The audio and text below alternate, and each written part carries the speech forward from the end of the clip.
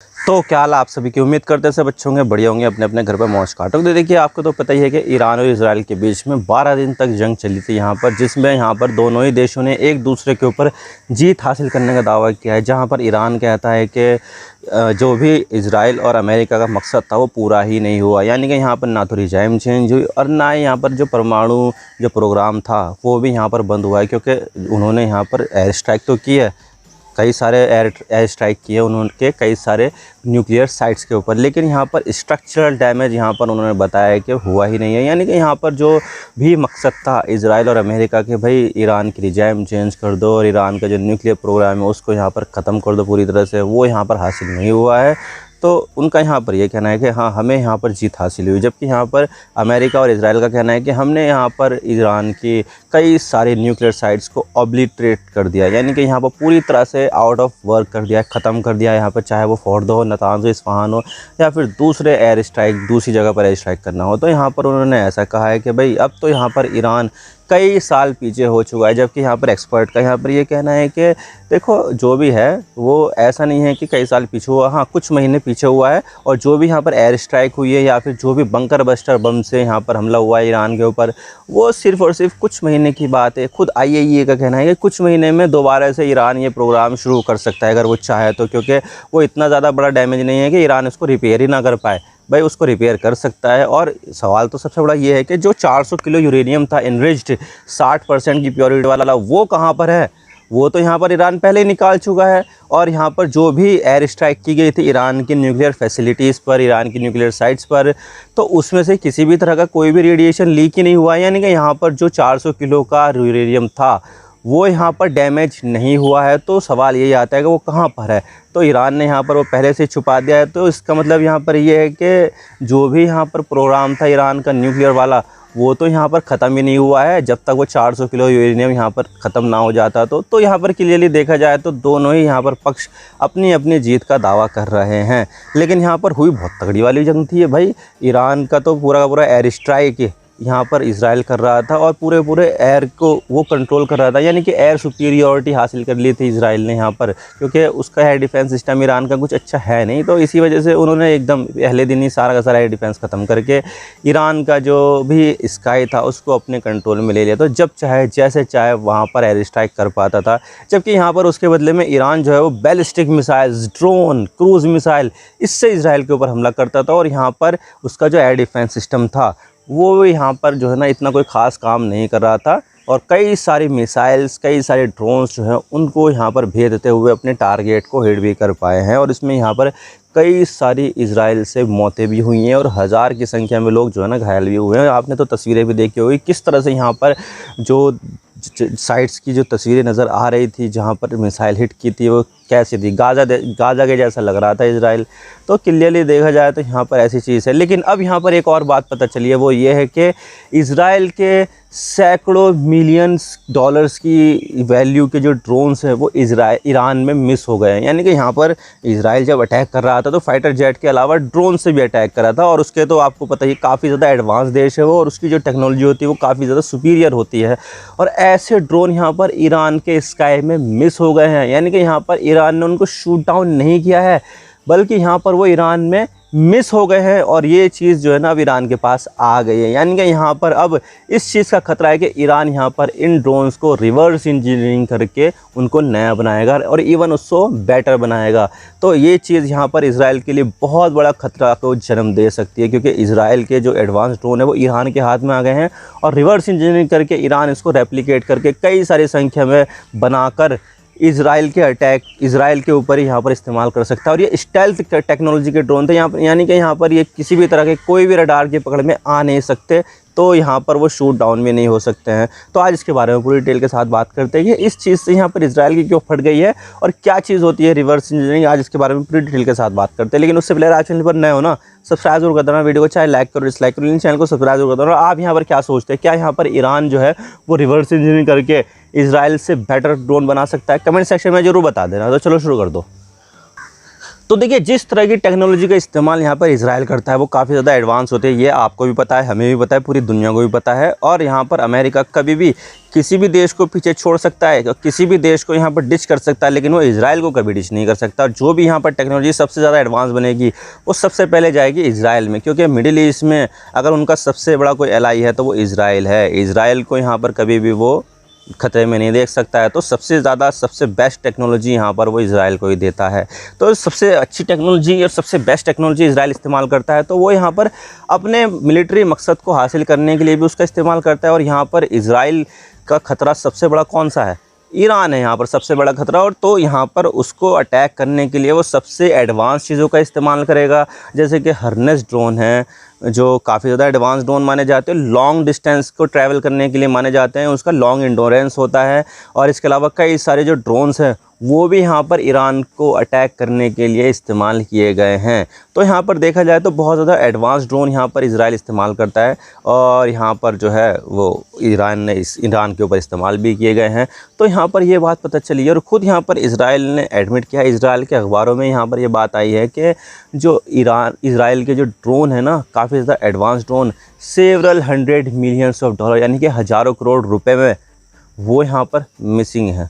यानी कि यहाँ पर उनको अटैक नहीं किया गया है और ना ही यहाँ पर उनको शूट डाउन किया गया है, बल्कि यहाँ पर वो मिस हो गए हैं। यानी कि इजराइल का जो कंट्रोल है वो इन ड्रोन पर चला गया, और उसके बाद क्या हुआ, वे ड्रोन ईरान के अंदर ही यहाँ पर जो है ना गिर गए होंगे, या फिर जो है ना ईरान ने उनको जैम करके वो उसको अपने कंट्रोल में ले लिया होगा। तो ऐसा हुआ है, और ये चीज़ जो है ना ईरान के हाथ में चली गई है। अब ईरान में यहाँ पर ये खतरा है कि ईरान जो है ना रिवर्स इंजीनियरिंग बहुत अच्छे तरीके से करता है, और यहाँ पर क्लियरली ईरान के जो साइंटिस्ट है वो अब लग गए हैं रिवर्स इंजीनियरिंग करने के लिए इन ड्रोन्स का। अब सवाल यहाँ पर ये आता है कि रिवर्स इंजीनियरिंग क्या होती है। तो ये रिवर्स इंजीनियरिंग जो है ना बहुत ही ज़्यादा कॉम्प्लेक्स एक सब्जेक्ट होता है।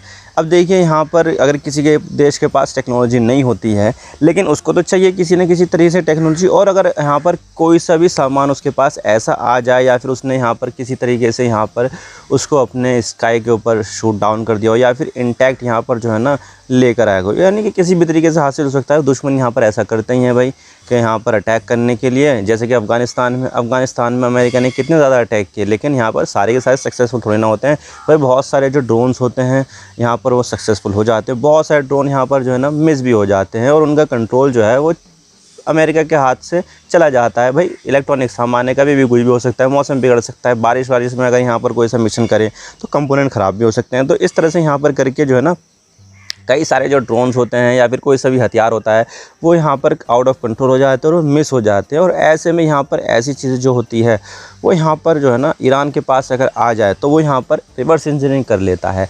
और यहाँ पर जो है ना रिवर्स इंजीनियरिंग का मतलब यहाँ पर ये है कि एक कोई सा भी सामान पर्टिकुलरली यहाँ पर अगर मैं ड्रोन मानूँ तो ड्रोन को यहाँ पर देखा जाता है कि इसका जो स्ट्रक्चर है वो कैसा बना हुआ है, इसका जो डिज़ाइन है वो कैसा बना हुआ है, कौन कौन सा इसमें कंपोनेंट इस्तेमाल किए हैं, क्या क्या यहाँ पर जो हथियार है वो यहाँ पर डाले गए हैं, इसका इलेक्ट्रॉनिक्स कैसे मैनेज किया जाता है, इसका जो कम्युनिकेशन है वो यहाँ पर कैसे किया जाता है। उन सब को यहाँ पर केयरफुली एक एक सामान करके जो है ना वो यहाँ पर एनालाइज़ किया जाता है। और फिर उसके बाद यहाँ पर जो है ना ऑटो कैड एक सॉफ्टवेयर होता है।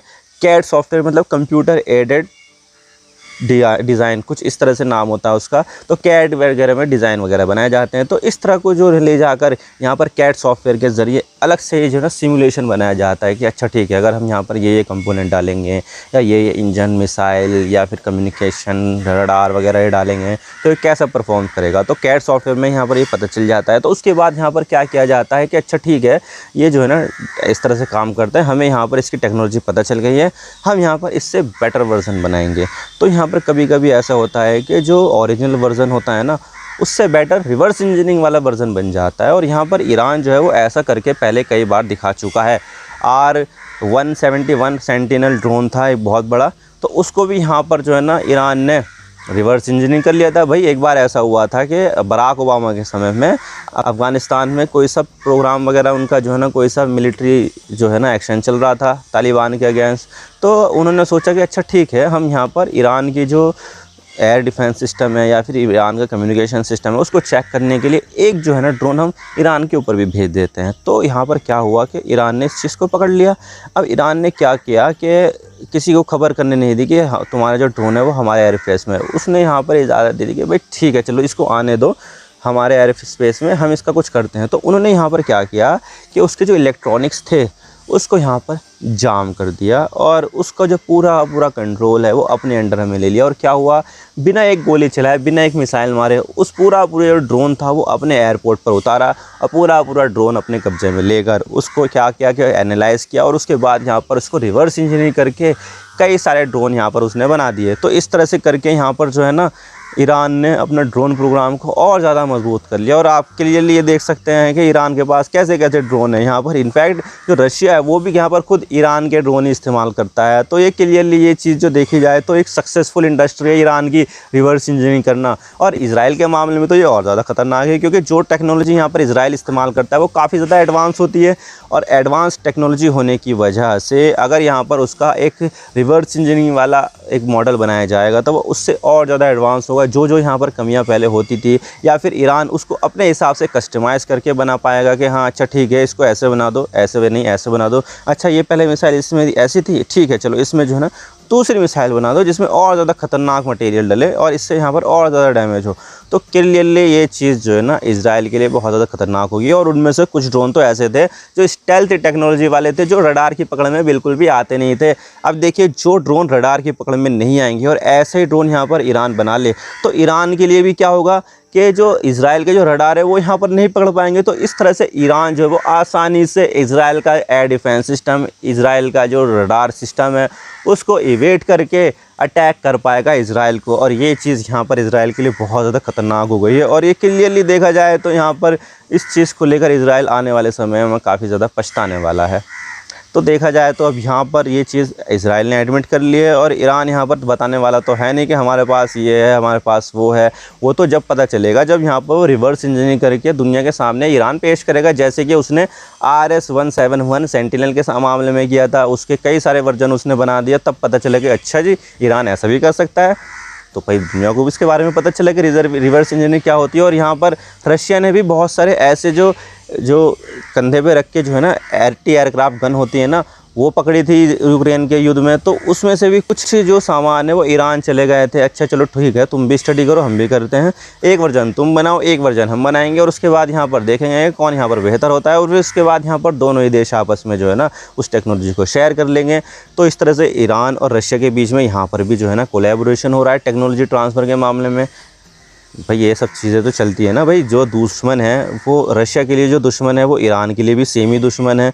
तो यहाँ पर क्यों ना हम यहाँ पर आपस में एक दूसरे के साथ हाथ मिला ले और यहाँ पर जो भी चीज़ हम कर सकते हैं आपस में मिलकर वो यहाँ पर साथ करेंगे। तो रशिया और ईरान यहाँ पर साथ कर रहे हैं और अब यहाँ पर जो है ना इजराइल के ड्रोन आ गए हैं। तो अब देखा जाए तो यहाँ पर उसको कुछ साल लगेंगे या कुछ महीने लग जाएंगे, लेकिन ईरान यहाँ पर कुछ ना कुछ तो रिवर्स इंजीनियरिंग करके यहाँ पर उनका जो है ना इस्तेमाल करेगा। ये तो डेफिनेटली पक्का है ही। तो आई होप आपको सारी बातें समझ में आएगी। वीडियो थोड़ा सी पसंद आए ना लाइक जरूर कर देना और चैनल पर नए हो तो चैनल को सब्सक्राइब जरूर कर देना। आपके एक सब्सक्रिप्शन से हमें आगे कंटेंट बनाने की मोटिवेशन मिलती है। Thank you for watching. I really appreciate your precious time. God bless you all. Now signing off.